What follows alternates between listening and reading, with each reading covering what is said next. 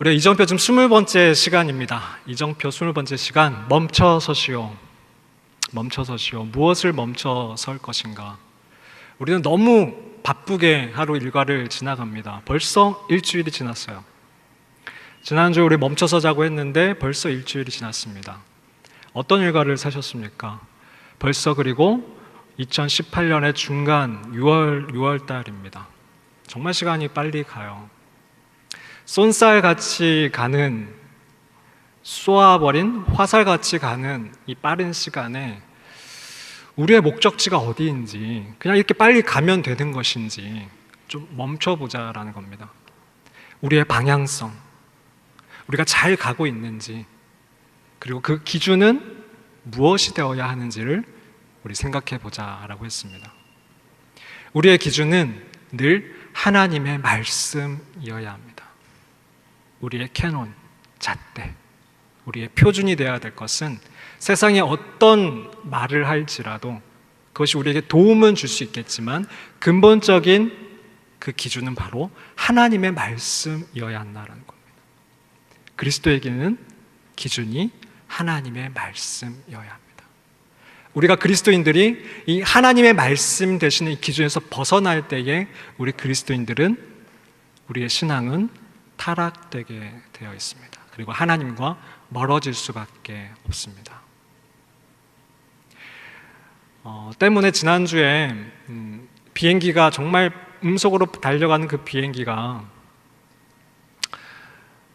아무리 훈련받은 조종사가 운전을 한다고 할지라도 공간 감각 상실, 그 증세가 일어나게 되면 정말 훈련받은 그 운전을 하는, 조종을 하는 그 비행기 역시도 바다로, 산으로 곤두박질 칠 수밖에 없다라는 것. 그것을 막기 위해서는 늘 조심해야 되는 것이 바로 계속적인 훈련과 그리고 계기판을 늘 확인하는 것이다 라고 했습니다. 우리의 계기판은 바로 이 성경이 되어야 된다라는 것이죠. 성경을 읽으십시오. 성경을 읽으십시오. 성경 좀 읽으십시오. 이 말을 우리가 수없이 들어왔지만 우리는 이 말을 순종하고 있느냐, 행하고 있느냐의 질문을 드렸습니다. 어떻게 지난주에 좀 멈춰 서셨습니까? 하루의 시간에 하나님의 말씀 앞에 좀 멈춰 서셨습니까? 조금이라도 괜찮습니다, 여러분. 잠깐이라도 괜찮습니다. 처음부터 팔굽혀펴기와 윗몸 일으키기, 그리고 턱걸이를 20개씩, 30개씩 이렇게 해내는 사람은 별로 없습니다. 어떻게 해야 되냐? 처음에는 한 개도 못할지라도 매달려라도 있어야 됩니다. 끙끙대면서 잠깐 매달려 있더라도 그렇게 매일매일을 반복해 보십시오. 그 거룩한 습관을 우리가 한번 들여가 보자라는 겁니다. 정말 이것이 우리가 해야 될 일이라면, 우리가 아무리 어렵더라도 전공서적을 펴서 끙끙대듯이 우리는 성경책이 어렵더라도, 졸리더라도 성경책을 펴서 그 앞에 머물러 있어야 된다라는 것이죠. 여러분 꼭 한번 도전해 보십시오. 꼭 한번 시도해 보십시오. 반드시 여러분이 하루에 5분이라도 10분이라도 그렇게 해 나가다 보면 반드시 여러분의 영적 근육은 성장해 갈 것을 믿습니다. 오늘은 그 두 번째로 기도에 대해서 한번 살펴보겠습니다. 기도. 그리고 다음에는 찬양에 대해서 살펴볼 겁니다. 말씀, 기도, 찬양. 말씀, 기도, 찬양. 말기찬. 말기찬. 이게 어린이 CCM에 있어요. 말기찬. 그만큼 중요하다라는 겁니다. 우리의 신앙의 기본이 되는, 우리의 영적인 거룩한 습관이 되어야 되는 것이 바로 말기찬입니다. 말씀, 기도, 찬양. 너무나 당연해서 뭐 또 특별한 거 없어요? 라고 하실 수 있지만 기본이 되지 않으면 그 이상을 우리는 해낼 수가 없습니다. 기본부터, 그 베이직부터 우리가 충분히 연습해 나가야 될 건데, 오늘 그 두 번째 시간 바로 기도에 대해서 살펴보겠습니다. 우리가 기도를 해야만 되는, 그리고 또 꼭 하고 싶은 그 마음이 들기 위해서는 우리에게는 이 세 가지, 제가 지금 말씀드린 이 세 가지 선 지식이 있으셔야 되는데요. 첫 번째는 바로 너무 쉬워서, 너무 당연해서 안다라고 생각하는 이 세 가지 지식이 우리에게 꼭 있어야 되는데, 그 첫 번째는 바로 우리가 기도하는 대상이 바로 그 하나님이 우리의 아버지 되신다라는 겁니다. 첫 번째, 하나님은 우리의 아버지이시다. 너무너무너무 중요한 우리 기독교 기도의, 기독교인들, 그리스도인들의 기도에 너무너무 중요한 명제입니다. 구약시대만 하더라도 하나님을 부를 때 엘로힘, 야훼, 엘, 직접적으로 하나님을 부르지 못했습니다. 왜냐하면 십계명 세 번째 계명이 뭐죠? 하나님의 이름을 세 번째 계명이 뭐죠? 망령되이 일컫지 말라라는 거죠. 망령되이 일컫지 말라. 함부로 부르지 말라라는 겁니다. 그 계명을 이 이스라엘 백성들이 혹여나 어길까 싶어서 이스라엘 백성들은 하나님의 이름을 함부로 부르지 못해서 조금은 다르게 그 이름을 불렀던 겁니다. 그래서 아도나이, 나의 주님, 직접적으로 하나님의 이름을 부르지 못하고 나의 주님이라고 그 하나님의 이름을 불렀습니다. 그리고 성경을 읽을 때에, 성경을 쓸 때에, 성경을 읽을 때에는 직접적으로 그 하나님의 이름을 부르지 못하고 묵음으로 삐 하나님께서 이렇게 묵음으로 그 성경을 읽었다라는 것이죠. 그만큼 하나님과의, 사람과의 거리는 멀었습니다. 그런데 예수님께서 이 땅에 오셔서 하나님을 부르실 때 뭐라고 부르셨냐면 아버지라고 부르셨습니다. 아버지. 심지어는 아빠라고 불렀습니다. 아빠 하나님, 아빠 아버지. 우리도 우리의 육신의 아버지를 부를 때 정말 친밀하게 뭐라고 부르죠? 아빠라고 부르죠. 근데 이 이스라엘 백성들도 아버지를 부를 때, 친근하게 부를 때 아빠라고, 신기하게도 그 의미 같습니다. 아빠라고 불렀다라는 거죠. 근데 그만큼 거리가 멀었던 하나님과 이스라엘 백성 그 사이에 예수님이 오셔서 뭐라고 하셨냐면 하나님을 부를 때에 아빠, 아버지라고 부르셨다라는 거죠. 근데 본인만 그렇게 부르신 것이 아니라 우리에게도 그렇게 부르라고 가르쳐 주셨다라는 겁니다. 제자들이 예수님이 기도하시는 모습을 보면서 예수님, 우리에게 기도를 가르쳐 주십시오. 어떻게 하면 그렇게 기도할 수 있습니까? 라고 물었을 때에 예수님이 가르쳐 주신 기도가 바로 주기도문입니다. 그 주기도문 6장 9절에 그러므로 너희는 이렇게 기도하라. 하늘에 계신 우리 아버지요. 기도를 가르쳐 주실 때 우리의 하나님을 아버지라고 부르라라고 가르쳐 주셨다라는 겁니다. 우리가 기도하는 대상은 아빠, 아버지입니다. 저 멀리 있는 신이 아니라 정말 가까운, 친밀한 그 아빠, 아버지라는 겁니다. 이전 교회에 제가 막 부임을 해가지고 책상에 앉아서 긴장을 딱 하고 있는데 담임 목사님실이 있었습니다. 근데 어떤 남자가 저벅저벅 걸어오더니 문을 콱 열고 그냥 들어가는 겁니다. 제가 너무 당황해가지고 저기 아저씨! 라고 했는데 옆에 있던 전도사님이 아유 괜찮아요. 아들이에요. 담임 목사님의 아들이었던 거예요. 저희는 담임 목사님이 친밀했지만 이전 교회에서 친밀했지만 그래도 어려운 부분이 있었어요. 근데 그 문을 열고 들어갈 때는 똑똑똑 긴장하고 들어갔어야 합니다. 근데 어떤 사람이 오더니 그냥 그 문을 확 열고 그냥 들어가더라고요. 아무 문제가 없었습니다. 왜? 아들이니까요. 아들이니까요. 우리가 기도하는 대상은 바로 그러한 하나님 아버지라는 것입니다. 제 아들이 뭔가 어려운 게 있을 때 저를 그냥 쳐다봅니다. 그러면 저는 그걸 도와줍니다.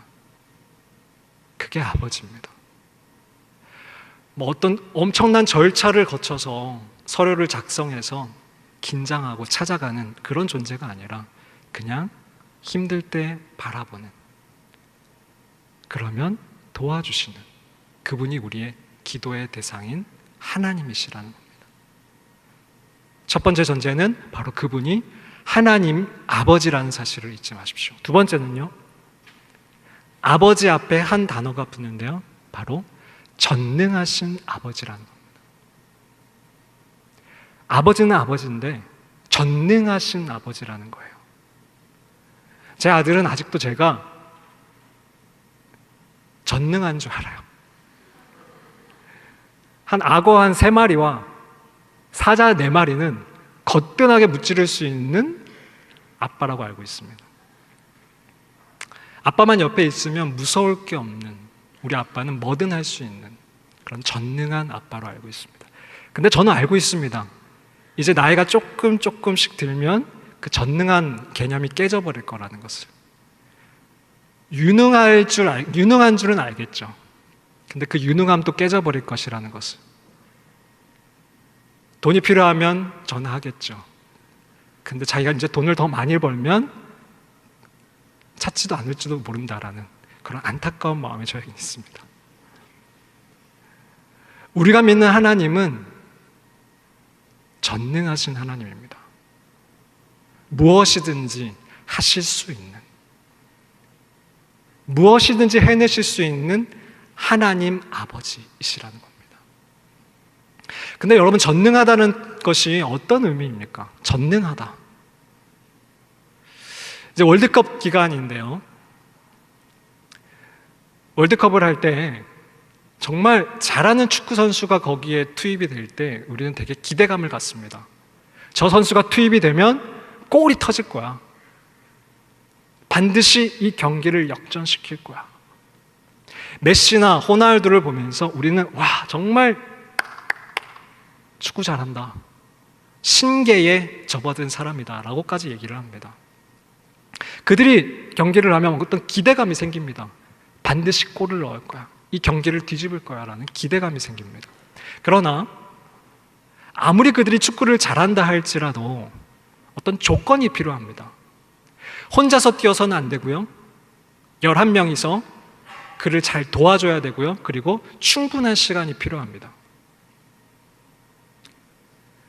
후반 45분에 한 5골이 뒤져있는 상태에 그들이 들어갈 땐 우리는 기대감을 가질 수가 없습니다. 잘하는 건 알지만 그 경기를 뒤집을 거라는 기대감이 생기지 않습니다. 가능성이 희박하거든요. 그렇다면 그들이 아무리 축구를 잘한다 할지라도 그들은 절대적으로 전능하다는 표현을 쓸 수는 없습니다. 그들은 유능한 겁니다. 잘하는 거죠. 근데 우리는 하나님을 표현할 때에 유능한 하나님이라고 표현하지 않습니다. 전능하신 하나님이라고 표현합니다. 이 전능하다라는 것은 어떤 조건이 필요 없다라는 것입니다.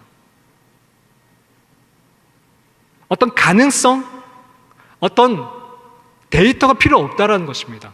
그분이 마음만 먹으시면 뭐든지 하실 수 있다라는 것입니다. 이게 바로 전능입니다. 성경을 보시면 하나님께서는 정말 가능성이 전혀 없는 그 상태에서 그 모든 것을 뒤집어 엎으십니다. 이스라엘 백성들이 바벨론으로 포로로 끌려갔을 때에도, 모든 것이 끝났다 싶었을 때에도 하나님은 나에게 기도하라 하십니다. 나에게 기도하라. 마른 뼈가 살아나듯이 이 상을 내가 뒤집을 것이다. 너희들이 그러면 내가 누구인지 알게 될 것이다 라고 말씀하십니다.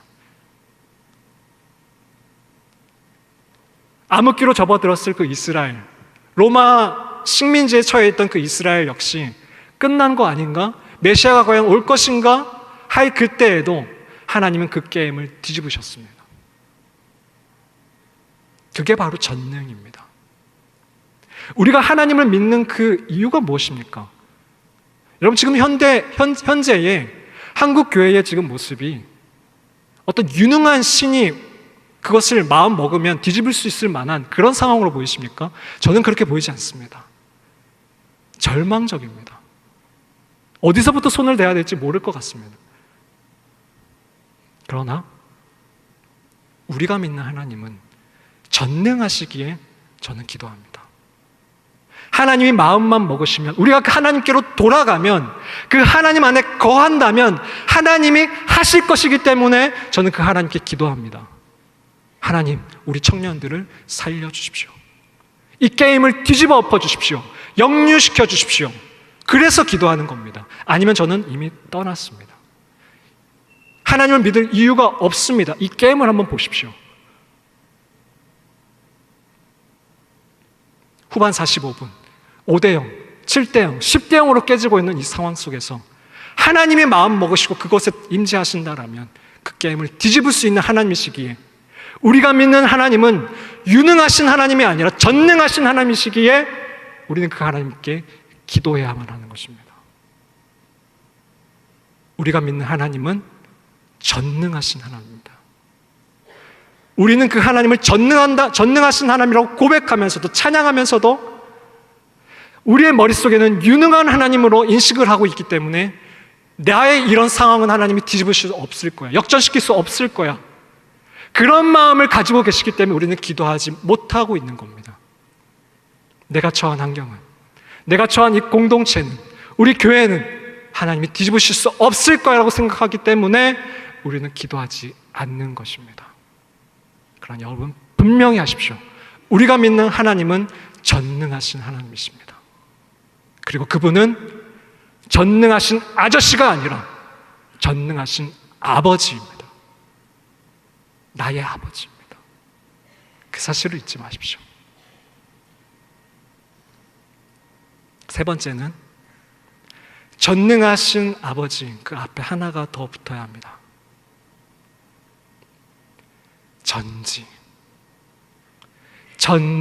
전능하신 하나님이십니다.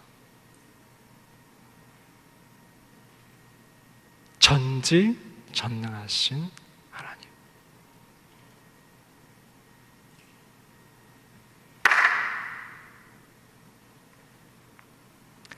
제가 박수를 칠 거라고 예상하신 분 계십니까?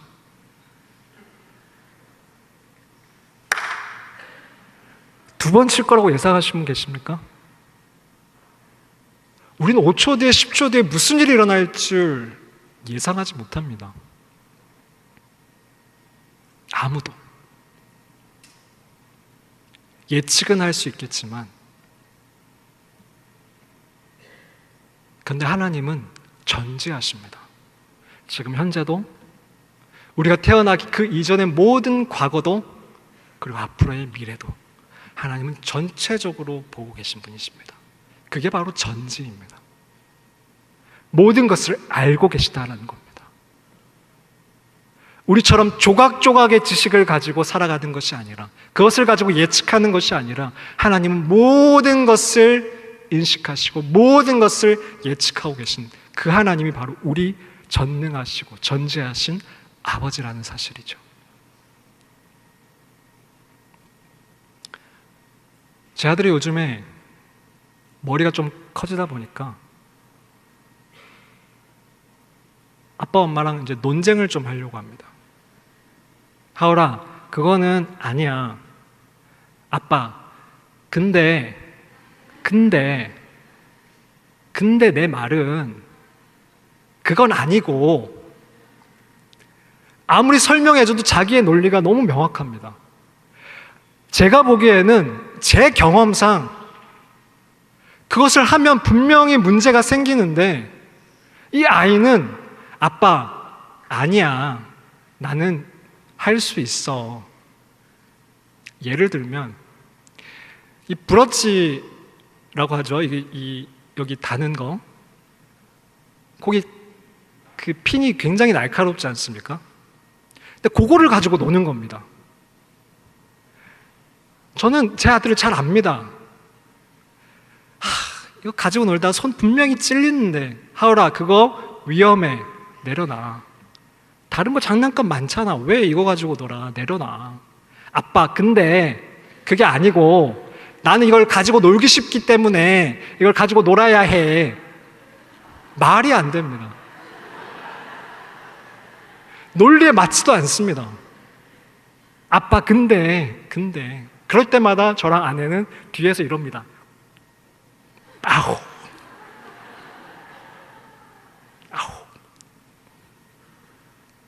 결국 찔립니다. 아야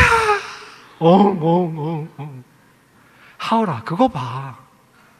아빠 말이 맞잖아. 우리가 똑같습니다. 저는 전제하진 않아요. 근데 걔보다는 조금 더 알아요. 조금 더 경험해 봤어요. 그래서 충고해 줄 수 있는 거예요. 하울아 그건 아니야. 그건 아니야. 근데 걔는 자신이 보는 게 전부입니다. 그리고 그걸 못하게 하면 나쁜 아빠예요. 우리가 똑같아요. 우리가 기도를 할 때에 A냐 B냐 정답을 정해놓고 하나님 이겁니까 저겁니까? A와 B의 그 답을 주시지 않으면 우리는 그 기도 응답이 이루어지지 않았다라고 생각합니다. 너무 단순합니다. C일 수도 있고 D일 수도 있고 J일 수도 있고 Z일 수도 있는데 A 아니면 B 이것만 하나님 이 둘 중에 뭡니까? 그것만 생각합니다. 그리고 그것만이 기도의 응답이라고 생각합니다. 그것이 이루어지지 않으면 기도할 맛을 잃어버립니다. 제가 사는 요 앞에 집에 제가 사택에 살고 있는데 그 건너편에 왼손 짜장 아시죠? 그 위층에 이슬람 사원이 있습니다. 기도천지 사원인지. 저희 집에서 이렇게 한 번씩 보면 거기서 기도를 합니다. 여러분 감사한지 아십시오. 이렇게 앉아서 기도하는 거 진짜 고마운 줄 아십시오. 하나님 앞에 어찌나 열심히 기도하는지 모릅니다. 계속 엎드려서 일어났다가 엎드렸다가 일어났다가 맨발로. 옆에 있으면 제가 다 힘들어요. 와.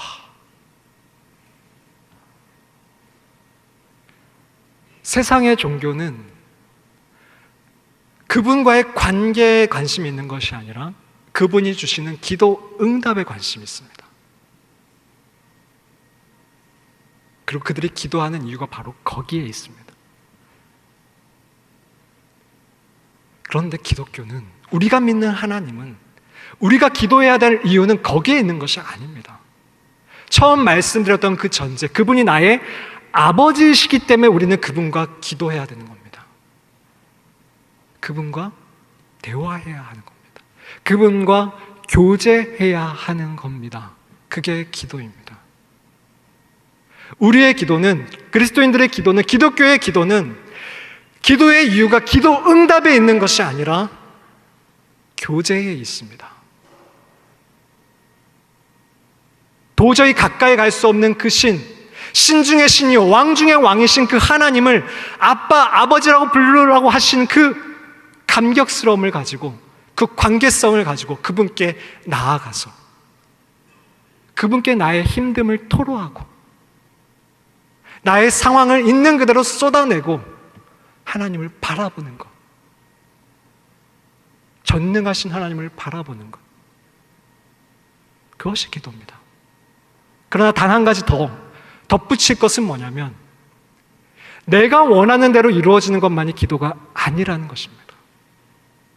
그분은 전지하시기에 그분의 뜻이 가장 선하고 가장 정확하다는 사실을 여러분 잊어서는 안 됩니다. 예수님께서 기도를 가르쳐 주실 때에 그분은 우리의 아버지이시며, 그리고 우리가 기도할 때에 지금까지 우리가 우리의 뜻이 이루어지기를 기도했던 것, 그것을 이제 멈추고 아버지의 뜻이 이루어지기를 기도하라 하신 이유가 바로 거기에 있는 겁니다. 우리가 기도해야 할 대상이 누구라고요? 전능하신 아버지 하나님이시라. 여러분 이 사실을 잊지 마십시오. 머리로서가 아니라 마음으로 새기십시오. 그러면 우리는 기도하지 않을 수가 없습니다. 전능하신 아버지 하나님께 우리는 기도하지 않을 수가 없습니다. 마가복음 14장 36절, 예수님께서는 이 말씀을 하시면서 마가복음 14장 36절, 정확하게 하나님, 우리가 기도하는 대상인 하나님이 어떤 하나님이신지를 드러내십니다. 마가복음 14장 36절, 제가 읽어드릴게요. 이르시되 아빠 아버지여, 관계성입니다. 우리가 기도하는 하나님이 아빠 아버지라는 것입니다. 그리고 아버지께는 모든 것이 가능하오니, 우리의 아빠 하나님은 바로 전능하신 하나님이라는 겁니다. 모든 것이 가능하오니 이 잔을 내게서 옮기시옵소서. 아버지니까 솔직하게 토로하는 겁니다. 하나님, 저 이거 너무 힘들어요. 옮겨주셨으면 좋겠어요. 아저씨가 아니고 상사가 아니기 때문에, 아빠기 때문에 솔직하게 토로할 수 있어야 되는 겁니다. 아버지, 저 힘들어요. 이 잔을 옮겨주세요. 근데 하나 더 붙어야 합니다. 그분은 전지전능하신 아빠 하나님이십니다. 때문에 예수님은 이 기도를 꼭 붙이십니다. 그러나 나의 원대로 하지 마옵시고 아버지의 원대로 해 주십시오. 이게 가장 확실한 기도 응답이기 때문입니다.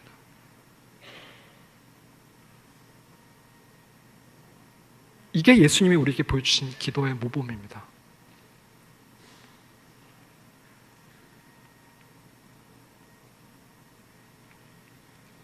그렇다면 우리는 이제껏 기도를 하면서 하나님과 마치 협상을 하듯이, 협상 테이블에 앉아서 마치 축구선수와 구단주가 앉아서 연봉을 얼마 할 건지 막 머리 싸움을 하듯이 그런 기도를 하는 것을 이제 우리는 좀 떠나셔야 합니다. 그리고 주문을 외우듯이 기도하라고 하니까 그냥 막 쏟아내는 마치 주문을 외듯이 중언부언하는 기도도 우리는 멈추어야 합니다. 아버지시니까, 우리의 기도는 관계이니까 솔직하게 내 있는 마음을 토로하십시오. 있는 그대로 한마디를 하더라도 솔직하게 진심을 다해서 얘기하십시오. 그분이 나의 앞에 계시고 내 안에 계신 하나님 아버지시기 때문에 솔직하게 진심을 다해서 얘기하십시오. 하나님, 사랑해요. 하나님, 더 알고 싶어요. 하나님, 저 요즘 힘들어요. 그게 기도입니다.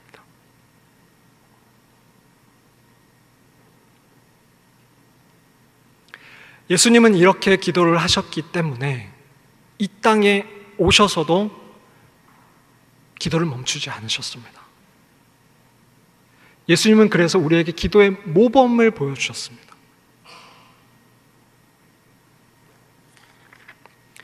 누가복음 22장 39절 말씀에,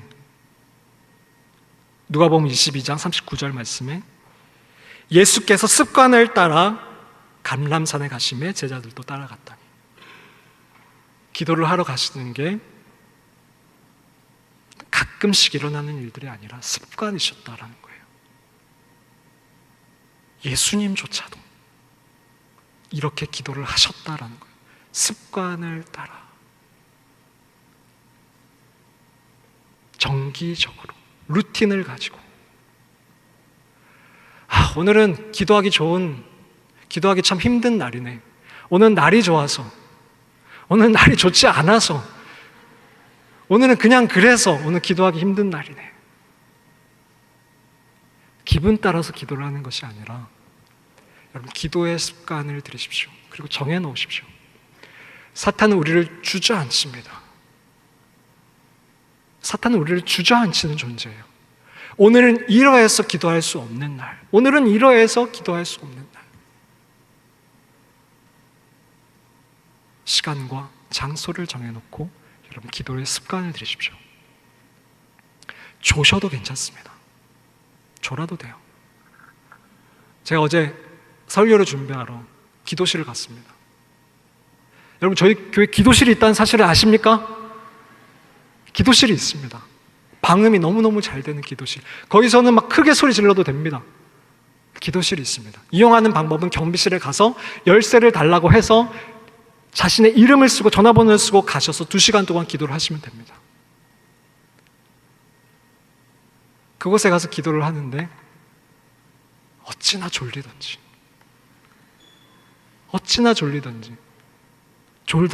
졸다가 누워버렸습니다. 허리는 쑤시고 막 일어나는데 여긴 결리고 1시간을 잤을까요? 그래도 가야 합니다. 습관이 되어야 합니다. 예수님도 습관을 들이셨는데요. 우리가 뭐라고 내가 기도하기 좋은 날에 기도하러 갈 거야. 할만 하면 할 거야. 두 번째는요, 때와 시간에 구애받지 마십시오. 마가복음 1장 35절 말씀 같이 한번 읽으십시오. 시작.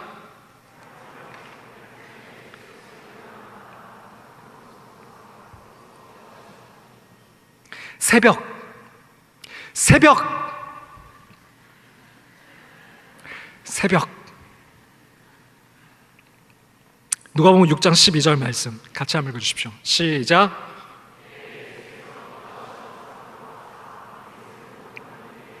입주워십 수 영성 집회 밤이 새도록. 저희는 입주워십이 7시 반부터 시작되는데 이번 주에 9시 50분에 끝났습니다. 더 할 수도 있었습니다. 더 하고 싶었어요. 여러분, 정말 이 관계의 기도가 이루어지면요, 여러분 데이트를 하고 헤어질 때 정말 사랑하는 사람, 여러분 한번 생각해 보십시오. 사랑하는 사람과 헤어질 때 안녕 탁 헤어집니까? 안녕 탁, 오늘은 이 정도면 됐지? 탁, 이게 데이트입니까? 아니요. 아쉬워가지고 안녕 뒤돌아보고 근데 안녕 아쉬워가지고 조금만 더, 한 바퀴만 더 돌자 데려다 주면서 안녕. 여러분, 우리가 관계의 기도를 하면요, 하나님의 아버지 되시면요, 기도가 끝날 때 아쉽습니다. 물론 눈을 뜬다고 하나님과 헤어지는 건 아니지만 그 깊은 대화의 시간이 끝나는 게 너무 아쉽습니다. 여러분, 그게 사귐의 기도입니다. 하나님 아버지와 대화하는 기도입니다. 거기까지 가야 돼요.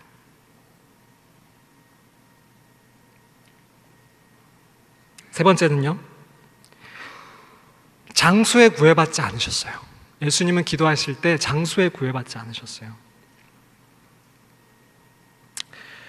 마태복음 14장 23절, 무리를 보내신 후에 기도하러 따로 산에 올라가시니라. 예수님은 감람산에 자주 올라가셨는데 이 가룟 유다가 예수님이 자주 여기에 올라가시니까 물어보지도 않고 따지지도 않고 예수님을 잡으러 이 감람산으로 갑니다.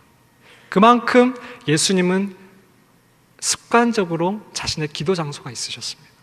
그리고 예수님께서는 누가복음 5장 16절 17절에 보면 예수는 물러가서 한적한 곳에서 기도하셨다라고 되어 있습니다. 한적한 곳.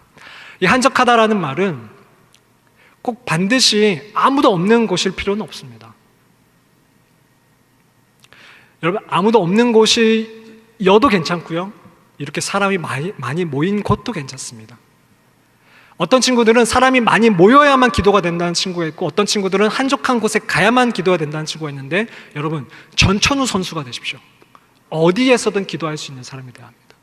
어떤 사람들은 통성으로 기도해야만 기도하라고 얘기하시고, 어떤 사람들은 묵상으로 기도하는 것만 기도라고 하시는데, 아닙니다. 전천후가 되십시오. 하나님과 조용히 대화하고 싶을 때는 독백으로 하시고요, 조용히 읊조리시고, 그리고 어떤 급한 일이 있으실 때는, 다급하고 힘들 때에는 하나님께 부르짖을 수 있으셔야죠. 그게 기도입니다. 예수님은 한적한 곳으로 가셨습니다. 방해받지 않는 곳이라는 뜻입니다. 그것이 커피숍이든 어디든. 전 이전에 그 대학 지체 중에 할머니가 조모상이 나셔가지고 대구로 KTX를 타고 내려가는데 1시간 반인가요? 2시간인가요? 그동안 제가 너무 이제 업무로 바쁘게 지내다 보니까 기도할 시간이 부족해서 이제 그 시간에 기도를 했습니다. 반드시 찾아질 거야 라는 믿음을 가지고 기도했습니다. 서울에서 대구역에 도착할 때쯤 제 마음이 너무너무 기뻐했었습니다. 하나님의 임재로 너무너무 기뻐했었습니다. 그런데 그 앞에 앉아있는 한 청년은 이렇게 창문을 통해서 보면 뭘 하는지 보이잖아요. 보려고 본 건 아니지만 게임을 하는데 처음부터 끝까지 게임을 하는 겁니다. 여러분, 우리가 시간이 없는 게 아니에요. 마음이 없는 거예요. 우선순위가 아니기 때문에 그런 거예요. 우리가 기도할 시간이 없다라는 것은 거짓말입니다. 그 말은 곧 하나님을 사랑하지 않기 때문이에요. 5분이라도 괜찮습니다. 시작해 보십시오.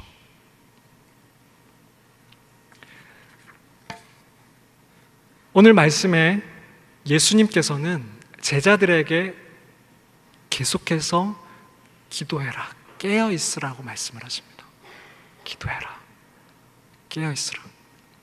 누가복음 22장 31절 34절 말씀을 같이 한번 읽어주십시오. 시작. 시몬아 시몬아, 보라, 사탄이 너희를 밀 까부르듯 하려고 요구하였으나 너는 돌이킨 후에 내 형제를 굳게 하라. 그가 말하되 주여, 내가 주와 함께 오게도 죽는 데도 가기를 각오하였나이다. 이르시되 베드로야, 내가 내게 말하노니 오늘 닭 울기 전에 내가 3번 나를 모른다고 부인하리라. 예수님은 전제하시니까 아셨습니다. 베드로가 얼만큼 지금 유혹 앞에 있는지를 아셨습니다. 그래서 예수님은 베드로에게 기도하라고 당부하십니다. 근데 베드로가 하는 말은, 예수님, 그럴 일은 없어요. 제가 예수님이 죽는 데까지 쫓아갈 거예요 라고 얘기합니다. 그리고 겟세마네 동산으로 올라가십니다. 예수님은 기도하십니다. 근데 제자들은 졸고 있어요. 누가복음 22장 40절 말씀에 그곳에 이르러 그들에게 이르시되 유혹에 빠지지 않게 기도하라라고 당부하시고 다시 기도하러 가십니다. 근데 제자들은 또 좀비다. 예수님이 다시 오셔서 오늘 본문 말씀을 제자들에게 하십니다. 같이 한번 읽어주십시오. 22장 46절 말씀입니다. 시작. 이르시되 어찌하여 자느냐, 시험에 들지 않게 일어나 기도하라. 시험에 들지 않게 기도하라. 어찌하여 자느냐. 제자들은, 베드로는 듣지 않습니다. 예수님이 기도해라, 기도해라, 기도해라. 유혹에 빠지지 않게 기도해라. 시험에 들지 않게 기도해라. 지금 이럴 때가 아니다라고 하셨음에도 제자들은 아니요, 저 할 수 있습니다. 저 충분히 이겨낼 수 있습니다. 잘 할 수 있습니다 라고 자만하며 기도하지 않았습니다. 우리가 기도하지 않는 이유는 첫 번째로 하나님을 사랑하지 않기 때문이며, 두 번째로 교만하기 때문이에요. 내가 할 수 있다라고 생각하기 때문이에요. 여러분에게 정말 절체절명의 위기가 있다는 것, 그것을 여러분이 아신다라면, 전쟁이 만약에 뻥 터졌다라면, 내일 여러분이 정말 기다리던 입사의 시험이 그 내일이 정해져 있다라면 여러분 기도하지 않겠습니까? 내 힘으로 안 되니까 기도하지 않겠습니까? 근데 왜 평소엔 우리는 기도하지 않습니까? 이 정도는 내가 할 수 있다라고 생각하는 거 아닙니까? 이러한 유혹쯤은, 일상을 이겨내는 유혹쯤 내가 할 수 있다라고 생각하는 거 아닙니까? 베드로도 그랬습니다. 베드로도 역시 그랬습니다. 근데 그것은 교만이었습니다. 베드로는 박살이 납니다. 자신의 밑바닥을 봅니다. 민낯을 봅니다. 계집종 앞에서 예수님을 부인하고 예수님을 욕하기까지 합니다. 이게 우리의 모습이에요. 이 연약한 모습이 우리의 모습이에요. 그런데도 우리는 기도하지 않아요. 결국 베드로는 예수님이 다시 오셔서 네가 정말 나를 사랑하느냐, 그 사랑이 회복되었을 때에 기도하기 시작합니다. 사도행전 10장에 가시면 베드로는 습관을 가지고 기도합니다. 그리고 하나님의 일을, 자신이 할 수 없는 그 하나님의 일을 감당하기 시작합니다.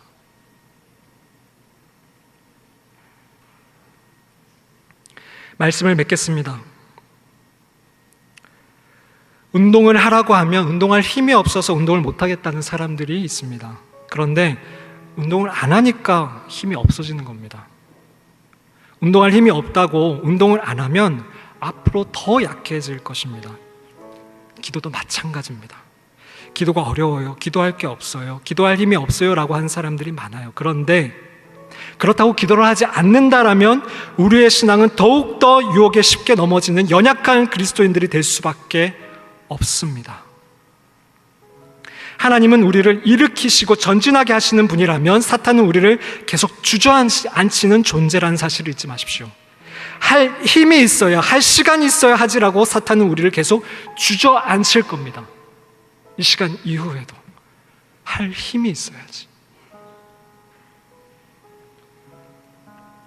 예수님을 따라는 다녔으나 기도하지 않았던 제자들처럼 말입니다. 아버지와의 관계를 주저앉혀버릴 것이 사탄이며 아버지가 전지전능하시다라는 그 사실을 의심케 할 것이 바로 사탄의 속임수일 것입니다. 우리는 기도할 힘이 남아서 기도하는 것이 아니라 기도는 호흡이기 때문에 기도해야 합니다. 기도를 잘해서가 아니라 그분이 나의 아버지시기에 나는 아무것도 할 수 없는 연약한 존재이지만 그분은 전능하시기, 나는 단지 앞에 것밖에 볼 줄 모르는 자이지만 하나님은 전지하신 하나님이시기에 우리는 기도해야 합니다. 그래서 때로는 저는 여러분들을 매를 때려서라도 기도 훈련을 시키고 싶을 때도 있습니다. 그런데 오늘 말씀을 보니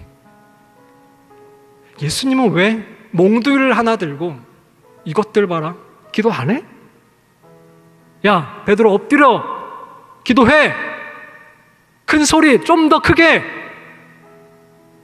너 나중에 닭이 울어봐야 정신 차릴 거야? 왜 이러지 않으셨을까? 뻔히 아시면서 왜 이렇게 기도를 가르치지 않으셨을까? 저는 그 질문이 들었습니다. 근데요, 그렇게 기도한들 그건 아버지와의 기도가 아닙니다. 어떤 멀리 있는 신과의 기도는 될 수 있겠지만 그건 아버지와의 대화는 아니기 때문에 예수님은 그렇게 기도를 가르치신 게 아니라는 겁니다.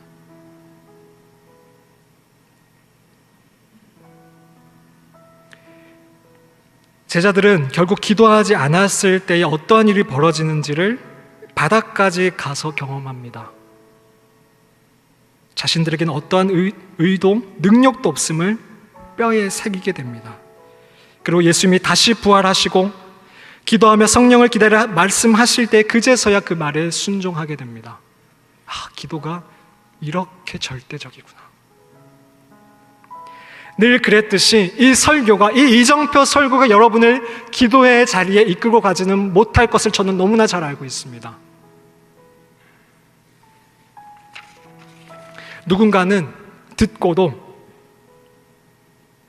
이 자리에 나가서 단 5분도 하나님을 찾지 않을 수도 있다는 걸 잘 알고 있습니다. 그럼에도 불구하고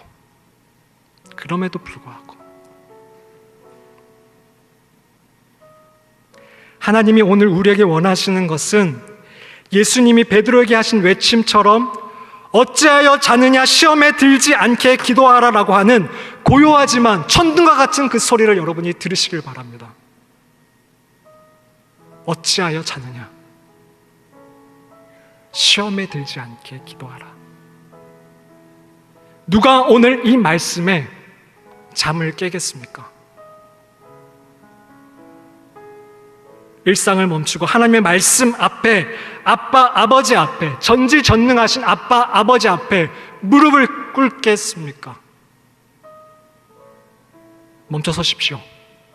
시험에 들기 전에 엎드리십시오. 기도하십시오.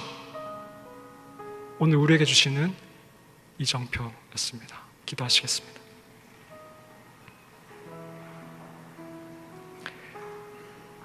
전지전능하신 아버지 하나님, 우리가 주님께 기도하오니 우리의 연약함, 우리의 교만함, 주님을 사랑하지 못하는 이 마음들을 주님 태우시고 꺾으시고 우리의 생각들을 주님께로 돌리게 하셔서 우리가 주님께 엎드려 기도할 수 있도록 허락하여 주십시오. 기도할 수 있도록 허락해 주십시오. 전지전능하신 하나님, 당신 앞에 엎드려 기도할 수 있게 도와주십시오. 예수님의 이름으로 기도드립니다.